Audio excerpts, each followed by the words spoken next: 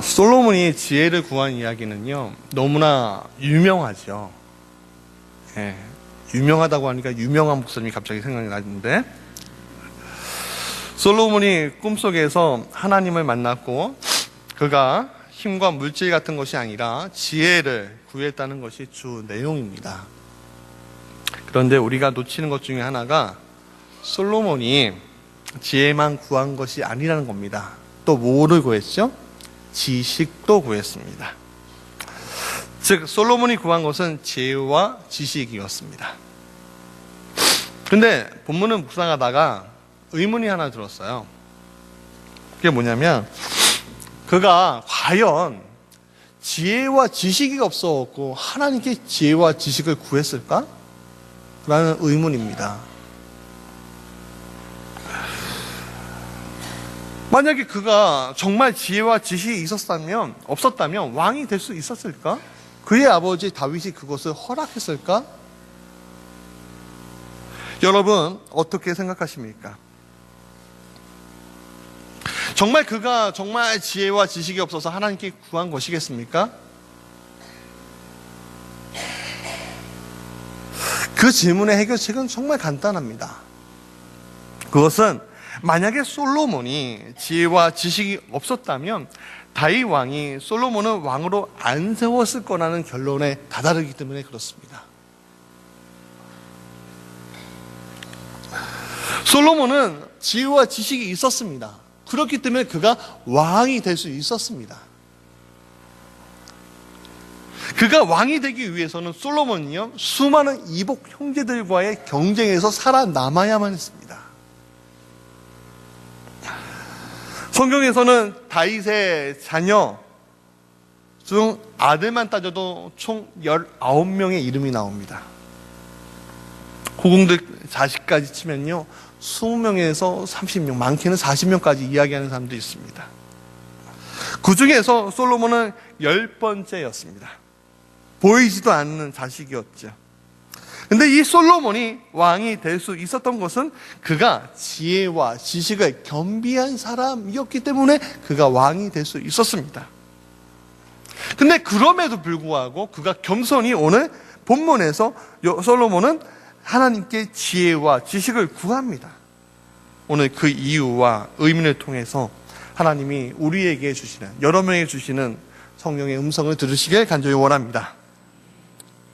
왜 그가 지혜와 지식을 하나님께 구했을까? 첫 번째, 인간의 지혜와 지식은 한계가 있다는 것을 그가 보았기 때문이었습니다.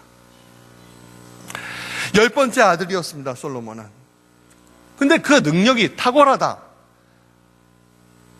그렇게 인정받고 아니면 어떤 무슨 큰 성과가 그에게 있었던 것이 아니었습니다. 또 다윗에게 가장 큰 사랑을 받았던 아들도 아니었습니다. 그것을 성경 기록에서 볼 수 있는데 그가 처음 등장한 것은 사무엘하 12장 24절의 출생 기록입니다. 그럼 놀랍게도 그가 왕이 된다면 그 중간에, 그 젊었을 때 다윗에게 사랑을 많이 받았다, 그가 신하들에게 칭찬을 받았다, 그런 이야기가 있어야 하는데 그 출생 기록 이후에 열왕기상 1장까지, 역대상 22장까지 어떤 기록도 찾아볼 수가 없는 거예요. 아니, 아버지 다윗을 도왔다든가 하는 기록이 있어야 되지 않겠습니까? 왕이 되려면, 후계자가 되려면 말입니다. 성과가 있어야지요. 또한 다윗의 큰아들이 누굽니까? 암논입니다. 가장 사랑받는 아들은 누굽니까? 셋째 압살롬이었습니다. 넷째 아들 아도니아는 야신가였습니다. 근데 그 사이에서 솔로몬은 아무 두각도 나타낼 수 있는 존재가 아니었다는 것입니다. 그는 그저 조용하게 자신을 다스리고 지혜와 지식을 쌓고 하나님을 아는 일에 열심을 구했다는 것을 추후에 우리가 본문을 통해서 알 수가 있는 것이요. 그런 환경에서 컸던 솔로몬은 자신 앞에 수많은 일들이 벌어지고 있는 것을 보게 됩니다. 큰형 암논의 그 몰지각한 행동, 자기의 누이를 범하는 그 모지각한 행동, 그리고 버리는 그 악한 행동, 그 악한 행동을 통해서 가족이 분열이 되고 결국 형제의 손에 죽임을 당하고 말았습니다. 셋째 형 압살롬은 어땠습니까? 자신의 인간적인 지혜와 지식을 가지고 있는 사람이었습니다. 그는 정말 아름다운 사람이었습니다. 그는 정말 다윗이 용서해주고 또 용서해줬던 너무나 사랑하는 아들이었습니다. 그런데도 불구하고 그는 자기의 지식과 지혜를 가지고 그의 형 암논을 죽였습니다. 다윗은 아버지인 다윗에게 반란을 일으켰죠. 그리고 완전한 왕이 되고 싶은 그 욕망에 사로잡혀서 아버지의 후궁을 사람들이 모두 보고 있는 상황에서 그 옥상에서 후궁들을 범하는, 마치 이방 민족의 백성들처럼 이방 민족의 왕들이 하는 것처럼 행동하는 어리석은 짓을 했습니다. 그리고 그는 비참하게 죽었죠. 왕자로서 죽은 것이 아니라 도망자로서 죽었습니다. 그것을 보면서 솔로몬은 많은 것을 깨닫게 되겠지요.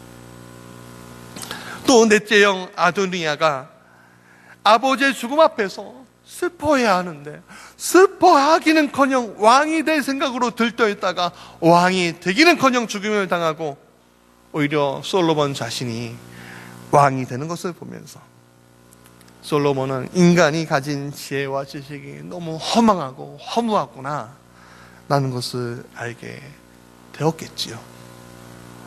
우리도 마찬가지 인생인 것 같습니다. 우리는 자신의 지혜와 지식으로 이 세상에서 가장 행복하게 살아가고 우리의 야망 또한 성취될 수 있다고 생각합니다. 젊으면 젊을수록, 열정이 넘치면 넘칠수록 그런 생각들이 일어나게 되죠. 그래서 하나님께 의지하기보다는 나의 생각과 판단에 의지하고 결정하게 된다는 것입니다. 때로는 나의 지혜가 부족하다고 하며 생각한다면 친구나 지인에게 지혜와 지식을 구하지요. 또는 공부를 통해서, 또는 어떤 상황들과 어떤 환경들을 통해서 자신이 부족한 지혜와 지식을 구하게 된다는 것입니다. 그러나 그 모든 것이 영원한 것이 아닙니다. 한계가 있습니다. 앞날을 보장해 주지 못한다는 아픔, 그것이 우리를 또한 만족시켜 주지 못하는 것입니다. 그것이 우리를 성공하게 만들지 못합니다. 여러분, 우리가 피땀 흘려서 벌어도 내 배우자가 세면 어찌하겠습니까? 벌어서 세면 어찌합니까? 밑빠진 독에 물을 아무리 붓는다고 했고 그 독에, 밑빠진 독에 물이 채워져야 하는데 안 채워진다는 겁니다. 그래서 많은 사례가 우리 안에, 옆에, 뒤에, 나에게 있지 않습니까? 한 유명 연예인이 수많은 돈을 벌었는데 나중에 알고 보니 배우자가 빚부족을 너무 많이 서서 알거지가 되었다. 그런 이야기 심심치 않게 미디어를 통해서 나오지 않습니까? 솔로몬은 그래서 전도서 1장 14절에서 내가 해 아래에서 행하는 모든 일을 보았노라 라고 했습니다. 그리고 이렇게 얘기합니다. 보라, 모두 다 헛되어 바람을 잡으려는 것이로다 라고 그가 고백합니다. 그렇습니다. 우리가 성취하려고 했던 모든 것이 헛된 것임을 알게 되는 때가 옵니다. 때로는 나이를 먹어가면서 그 때를 알게 되고, 때로는 실패를 통해서 알게 됩니다. 그리고 그 실패 앞에서, 그 연약함과 아픔 앞에서 우리가 많은 것을 괴로워하고 많은 것을 고통당하는 것이 아니겠습니까? 제 친자 한 분이 교회에 등록했습니다. 길을 가다가 갑자기 교회 다니시냐고, 저 좀 교회를 다니게 해달라고 했습니다. 그리고 그분은 신방하면서 이렇게 저에게 이야기합니다. 저에게 인생길은 너무 외롭습니다. 여러분, 많은 사람들이 자신의 지혜와 지식의 한계를 부딪히게 되면 이렇게 됩니다. 대통령을 하더라도, 장관을 하더라도, 큰 기업 총수를 하더라도 자신의 한계에 부딪히면 그렇게 된다는 것입니다. 그러면 우리가 말입니다, 그 한계에 부딪히고 그 한계에 부딪혀서 외롭게 살고 낙담 속에서 살아가야만 하겠습니까? 언제까지 그렇게 해야만 하겠습니까? 그렇지 말아야 합니다. 그러면 우리가 이러한 낙담과 좌절에 빠지지 않으려면 어떻게 해야 할까? 그것은 처음부터 하나님이 주시는 지혜와 지식을 구하면 일이 풀려가는 것을 우리가 보게 된다는 것입니다. 왜 그럴까요? 왜? 두 번째, 하나님이 주시는 지혜와 지식은 우리를 형통의 길로 인도해 주시기 때문입니다. 여러분, 솔로몬의 진짜 본심을 알기 위해서는요, 역대상 22장 11절부터 13절의 말씀을 참고해야 합니다. 우리 한번 성경을 같이 보겠습니다. 구약 644면에 있습니다. 우리 성경을 오늘 두 번째 이 단락에서는요, 성경을 통해서 우리가 알기 원합니다. 성경을 좀 보는 시간을 갖겠습니다. 644페이지 제가 가진 성경으로 역대상 22장 11절부터 13절까지 있는 말씀입니다. 거의 찾으셨죠? 11절부터 같이 읽겠습니다. 이제 내 아들아, 여호와께서 너와 함께 계시기를 원하며 내가 형통하여 여호와께서 내가 하여 말씀하신 대로 내 하나님 여호와의 성전을 건축하며 여호와께서 내게 지혜와 총명을 주사 내게 이스라엘을 다스리게 하시고 내 하나님 여호와의 율법을 지키게 하시기를 더욱 원하노라. 그때 내가 만일 여호와께서 모세를 통하여 이스라엘에게 명령하신 모든 규례와 법도를 삼가 행하면 형통하리니 강하고 담대하여 두려워하지 말고 놀라지 말지어다. 여러분, 이 본문에서 솔로몬이 하나님이 주시는 진짜 지혜와 지식을 구한 이유를 볼 수가 있습니다. 아버지 다윗은 솔로몬에게 성전을 건축할 것을 말하지요. 그러기 위해서 다윗은 그 아들에게 이렇게 얘기합니다. 형통의 복을 받아야 한다고. 11절에서 그렇게 얘기합니다. 그러면 그 형통의 복을 받기 위해서 13절에서 말씀하고 있는, 요원하고 있는 이 말씀이 필요합니다. 여호와께서 모세를 통하여 이스라엘에게 명령하신 모든 규례와 법도를 삼가 행해야 한다. 여러분, 그렇기 위해서는 12절에 다윗이 언급한 것처럼 그에게 지혜와 총명이 필요하다는 겁니다.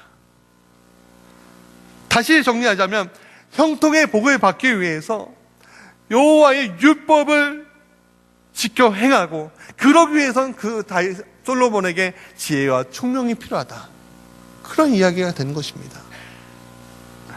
그것은 다윗의 유언이었습니다. 그렇다면 아들 솔로몬의 반응 우리가 살펴봐야 하죠. 자, 이제 열왕기상 3장 6절의 내용을 한번 봐주시기 바랍니다.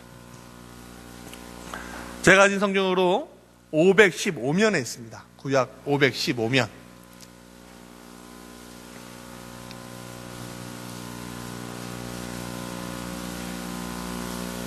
오늘따라 성경 가져오기를 잘하셨죠?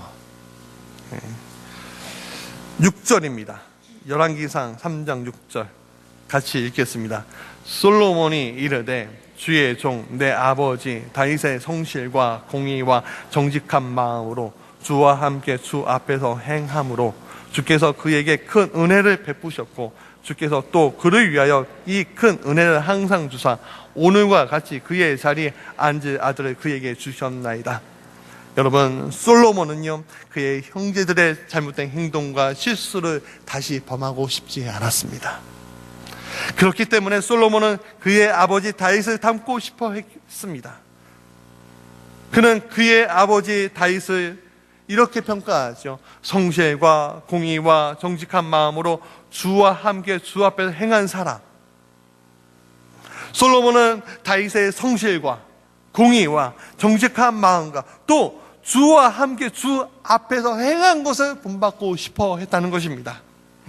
그래야 아버지가 자신에게 유언한 것처럼 모세를 통하여 이스라엘에게 명령하신 모든 규례와 법도를 삼가 행할 수 있기 때문이고, 또한 그래야 하나님의 성전을 건축할 수 있게 되기 때문입니다. 그것은 솔로몬 자신을 형통으로 이끄는 길이었고, 자신의 형제들의 범한 잘못을 가지 않는 길이었다는 겁니다. 그는 그 형통에 대해서 이렇게 표현하고 있습니다. 주께서 그에게 큰 은혜를 베푸셨고, 주께서 또 그를 위하여 이 큰 은혜를 항상 주사라고 했습니다. 하나님이 우리에게 큰 은혜를 베푸실 때가 있지요. 우리는 그 엄청난 은혜를 받고 나서 더 겸손하고, 내가 능력이 없습니다, 하나님이 하셨습니다, 그렇게 고백을 해야 하는데, 그럼에도 불구하고 스스로 교만의 자리,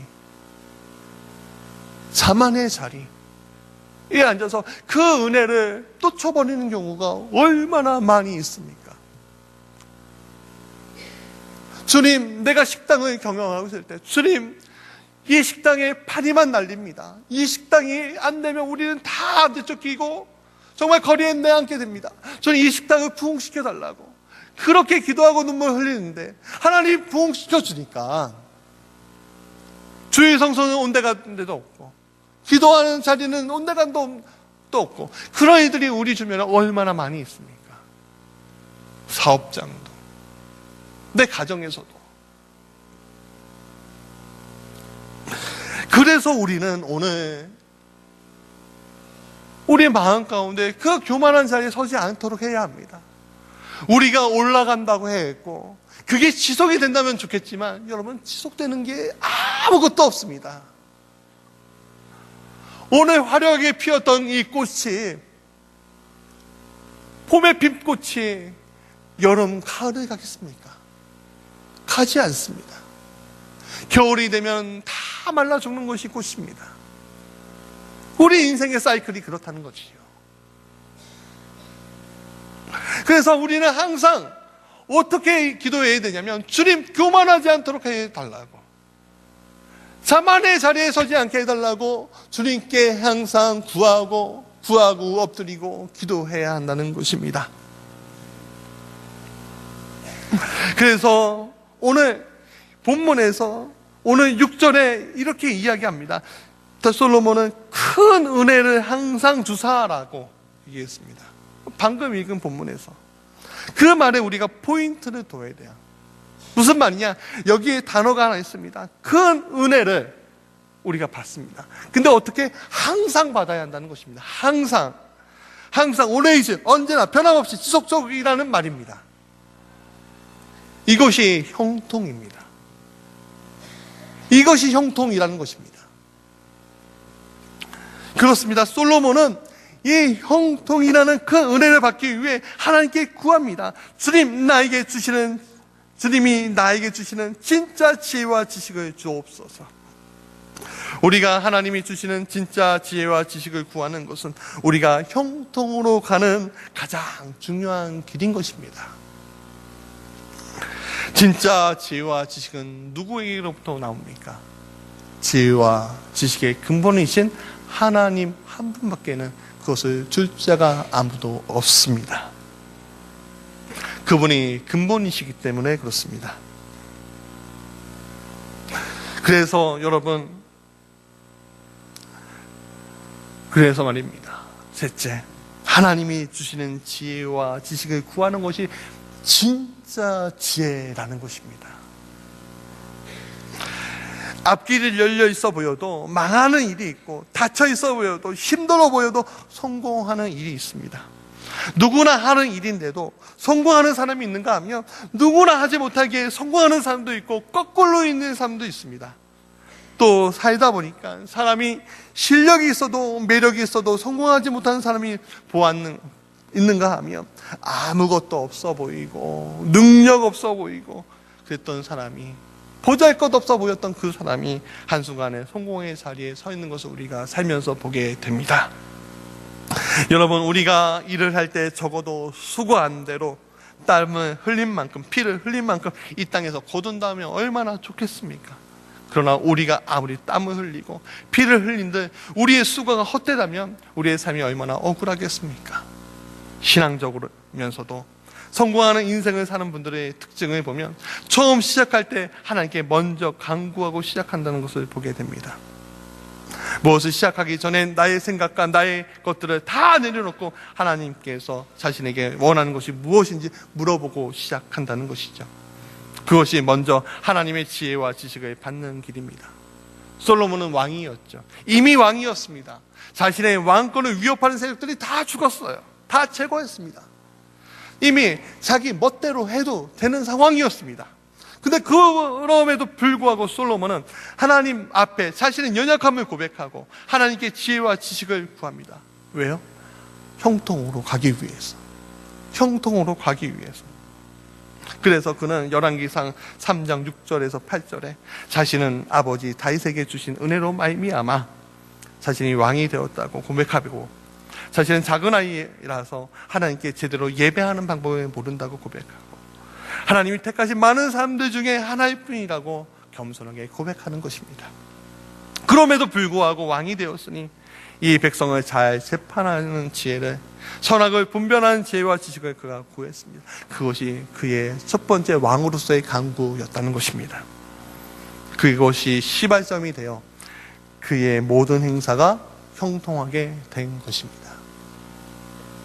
성경에서 지혜를 호크마라고 합니다. 이 단어가 성경에 150번 나옵니다. 성경에서의 지혜는 사람을 지혜롭게 할 뿐만 아니라 사람으로 하여금 하나님을 경외하도록 하는데 목적이 있습니다. 또 성경에서 지식은 맞다라는 단어를 씁니다. 이 단어는 지식, 학문, 생각, 지식의 자리를 말합니다. 즉 마음의 자리를 얘기하는 거죠. 솔로몬은 하나님이 주시는 지식을 받는 것에만 집중한 것이 아니라 자신의 마음 자리에서 그 지식을 잘 분별하고자 하는 지혜도 받은 것입니다. 즉 하나님은 자신의 권세의 일부인 지식을 사람들에게 보여주시죠. 그래서 오늘 내가 역사하는 하나님이라는 것을 우리에게 분명히 보여주십니다. 그러나 문제는 무엇입니까? 나의 연약함.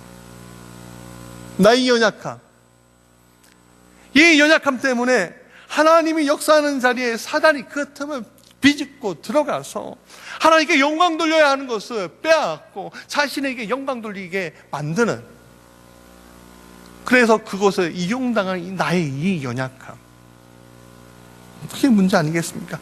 그렇기 때문에 우리는 우리의 마음 자리를 잘 분별하는 지혜가 필요한 것입니다. 하나님이 주신 지혜를 잘 간직하고 정확하게 영광을 돌릴 때 비로소 우리를 통해서 하나님께서 영광 받으시게 된다는 것이죠. 그것이 우리가 형통으로 가는 시발점이 된다는 것입니다.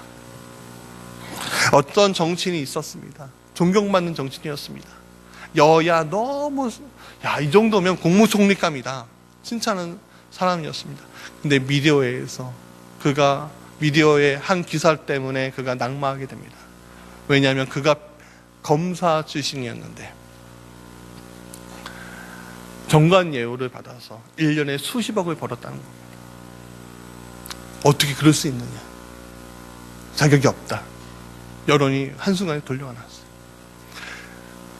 인기 있던 사람이 한순간에 그 1년의 그 욕심 때문에 자기의 지식과 지혜를 다 알고 받은 그 재산인데 그것을 다 돌려주게 또 되고, 또 자기는 국무총리에 올라가지도 못하게 되고. 여러분, 사람이 살아가면서 지식만 얻을 것이 아니라 하나님이 주신 지혜도 잘 얻어야 함을 보게 됩니다. 우리는 분별해야 하지요. 세상을 살아갈 때 지식이 있어 보이는 것이 때로는 우리가 더 높은 곳을 가려고 할 때 발목을 잡습니다. 이 모습을 보면서 저는 뽕나무에 올라갔지만 예수님을 영접해서 구원받은 삭개오가 생각이 났습니다. 그는 예수님이 그 가정에 오시자 자신이 그동안 악착같이 살아서 모았던 모든 물질에 대한 권리를 다 내려놓았습니다. 은혜가 들어오자 분별해서 승리하게 되고 형통의 길로 그가 들어서게 되었다는 것입니다. 자, 말씀의 결론입니다. 솔로몬이 받은 형통은 그냥 나온 것이 아닙니다. 오랜 시간 자신의 삶과 주변을 둘러보면서 인간이 가지고 있는 지혜와 지식이 너무나 허무하고 끝이 안 좋구나라는 것을 느꼈기에 가능했던 것입니다. 그래서 그는 형통한 삶을 살았던 아버지 다윗을 본받고 싶었습니다. 그 다윗에게 주신 형통함, 그걸 경험하고 싶었습니다. 그래서 하나님께 처음 간구했던 것이 하나님이 주시는 진짜 지혜와 진짜 지식을 구했다는 것입니다. 사랑하는 성도 여러분, 우리도 그래야 합니다. 우리의 지혜와 지식은 우리가 가진 지혜와 지식은 우리를 성공의 반열에 오르게 할 수는 있어도 형통의 반열까지는 오르게 하지 못합니다. 나의 개인적인 능력이 나를 승리하게 할 줄은 몰라도 하나님, 그게 영원하진 않다는 것입니다. 나의 개인적인 능력이 나를 승리하게 하는 것이 아니라 오직 하나님만이 나를 승리하게 한다는 것을 보게 된다는 것입니다. 오직 하나님의 지혜와 지식만이 우리를 형통케 하시고 우리를 모든 곳에서 승리하게 하신다는 겁니다. 그래서 우리가 굳이 부를 구하지 않아도 부가 들어오게 되고, 장수를 구하지 않아도 장수가 들어오게 되고, 원수를 멸하지 않아도 저절로 원수가 내 앞에 무릎을 꿇게 된다는 것입니다. 그래서 내 삶의 주변도 평화롭게 만듭니다. 그렇게 사랑하는 성도 여러분, 나의 삶의 자리에서 나의 모든 것을 내려놓고 주님 앞에 나아가 경배하며 간절하게 지혜와 지식을 구하며 사랑이 많으시고 은혜가 풍성하신 우리 아버지께서 왜 우리에게 길을 또 방법을 알려주지 않으시겠습니까? 오늘 주님은 우리에게 이렇게 약속하십니다. 마태복음 6장 33절에 그런즉 너희는 먼저 그의 나라와 그의 의를 구하라. 그리하면 이 모든 것을 너희에게 더하시리라. 이 약속의 말씀을 여러분 믿으시길 간절히 축복합니다. 기도하겠습니다.